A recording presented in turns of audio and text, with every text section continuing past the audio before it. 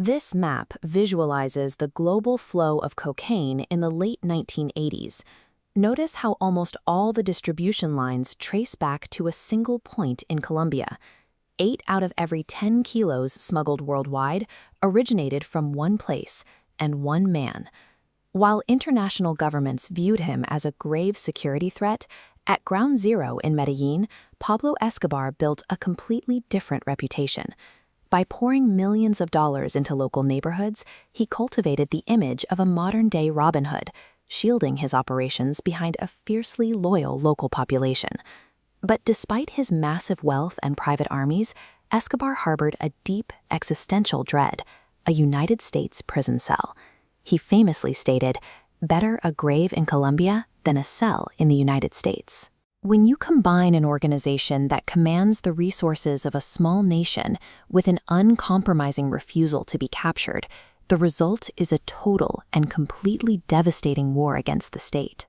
In 1989, the Colombian government signaled it was finally ready to extradite cartel bosses. Escobar responded by eliminating political threats. The first major blow fell in August, when his hitmen assassinated leading presidential candidate Luis Carlos Galán in front of a massive crowd of supporters. The violence quickly escalated from targeted political hits to mass civilian casualties. In November, the cartel planted a bomb on Avianca Flight 203, killing all 107 people on board in a failed attempt to assassinate another candidate, Cesar Gaviria, who wasn't even on the plane. Weeks later, a truck packed with explosives detonated outside the DAS intelligence headquarters in Bogotá. Over 50 people died, and hundreds more were injured as city blocks were leveled. Reflective, sheer, brutal terror would break the Colombian government into submission. The reality was the exact opposite. The extreme civilian death toll forced the United States and Colombia into a tight alliance, aiming the full weight of both governments directly at Medellín. Under immense military pressure, Escobar offered the government a deal in 1991. He would surrender, but only on the condition that extradition was outlawed, and he could serve his time in a custom-built facility of his own design, La Catedral. It looked like a victory. He had armed bodyguards, a nightclub, and sweeping views of his city from the mountains. But by locking himself inside this luxury compound, Escobar traded his ability to move freely across the globe for a single, static location. In July 1992, paranoia took hold. Suspecting his top lieutenants of stealing from him, Escobar invited them into La Catedral. Once inside, he had them tortured and murdered. Turning his safe haven into a crime scene destroyed his immunity deal. When the military moved in to transfer him to a real federal prison, Escobar walked out into the surrounding jungle mist. He was free, but he was operating without the massive infrastructure that had always protected him. This tactical map shows the reality of Escobar's situation once he fled into the jungle.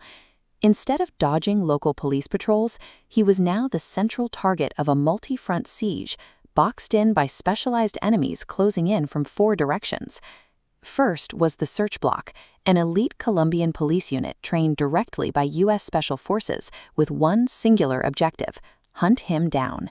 Second was the DEA and U.S. intelligence, who brought in cutting-edge tracking technology, effectively weaponizing the airwaves and cutting off his ability to communicate safely.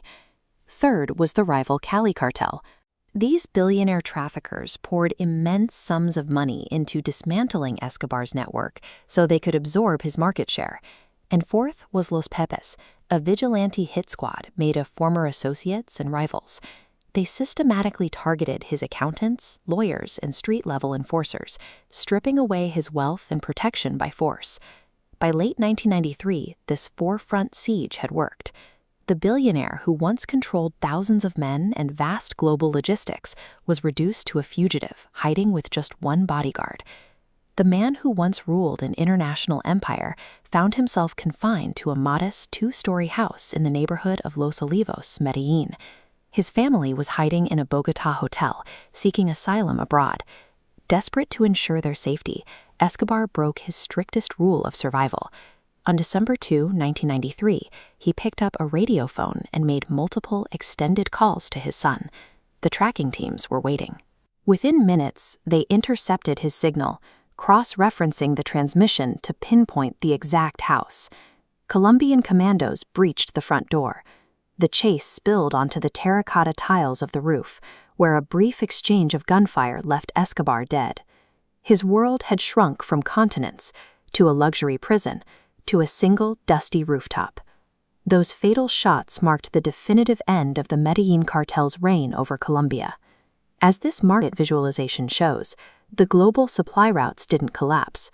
Almost immediately, the rival Cali cartel absorbed the trade, replacing the chaotic structure of Escobar's empire with a highly organized, systemic network. The new bosses learned from his downfall.